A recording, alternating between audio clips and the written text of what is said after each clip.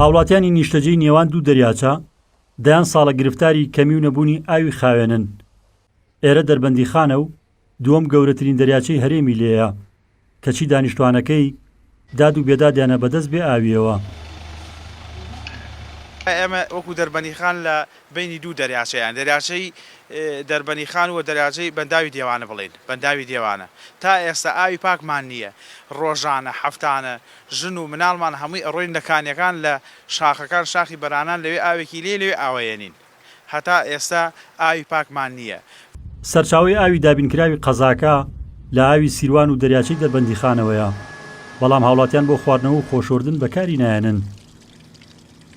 خەڵک بە تەواوی تووشی نەخۆشی نەفسی بووە، ناوەرێ بۆ دەستنوێژگرنی شەماوە بەکاربێنێ تا بۆ خۆشۆردن و بە جلوگەکانی ڕوویەکی تری واقعیە کە خەڵک تووشی نەخۆشی پێست بووە، ژێرپەنجە بووە، نەخۆشەکانی گورچینە بووە، ڕۆژەکانی هەواناوی بووە. دوایین گەڕێکی ناوەندی قەزاکە لە ڕێگەی پرۆژەیەکەوە تۆڕی ئاوی پێگەێنرا، بەڵام ئەویش هاوشێوەی گەڕەکانی دیکە سەرچاوی ئاوەکەی شیاوی بەکارهێنان نییە.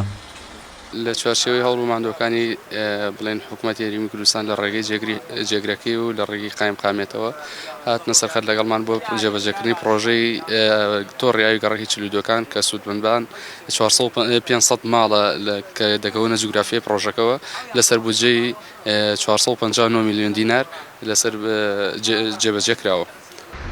زیاتر لە 10 ساڵە حکوومەتی هەرێم بڕیاری جێبەجێکردنی پرۆژەیەکی پاڵاوگەی ئاوی بۆ قەزاکەداوە و سەرباری نیوە زیاتری کارەکانی، بەڵام کۆمپانیای جێبەجێکار دەستبەرداری پرۆژەکە بووە.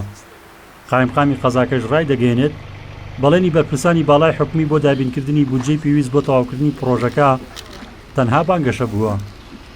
لە دوای چەندین بەڵێنی یەک لە یەک لە دوای یەکی حکوومەتی هەرێمی کوردستان بەداخەوە تا ئێستا و بەڵێنانە هیچی جێبەجێ نەکراوە. لە دوا بەڵێنیشمانە بەڕێز نووسینگەی سەرۆکی ئەنجومەنی وەزیران بەڵێنی جێبەجێکردنیدا، بەڵام بەداخەوە ساڵێک و 6 مانگە پرۆژەکە تا ئێستا جێبەجێ نەکراوە و خۆی ڕاوستەوە. بەڵام ئێمە بەردەوام لەسەر خەتین ئەوەندەی پەیوەندی بە ئێمە وەکو ڕۆتیناتە ئیدارەکان لە ڕێگەی سەرۆکایەتی ئەنجومەنی وەزیران و ڕێگەی بەڕێز وەزیری دارایی و ئابووریەوە سەرجەم بڵێن کارە ڕایەڵە با بڵێن کارە ئیداریەکانیمان جێبەجێ کردووە. نزیک بە 10 ساڵ دەبێت بۆ خەڵک و لایەنە پەیوەندیدارەکانیش دەرکەوتووەکە ئاوی دەریاچەی دەربەندیخان شیاوی بەکارهێنان نییە و پێشتری چەند جارێک پەرلەمانتاران و تەندروستی سلێمانی هۆشداریان لە مەترسیەکە داوە، بەڵام حکوومەتی هەرێم نەیتوانیوە ئەو کێشەیە چارەسەر بکات. ڕزگار جەبار کێنێن قەزای دەربەندیخان.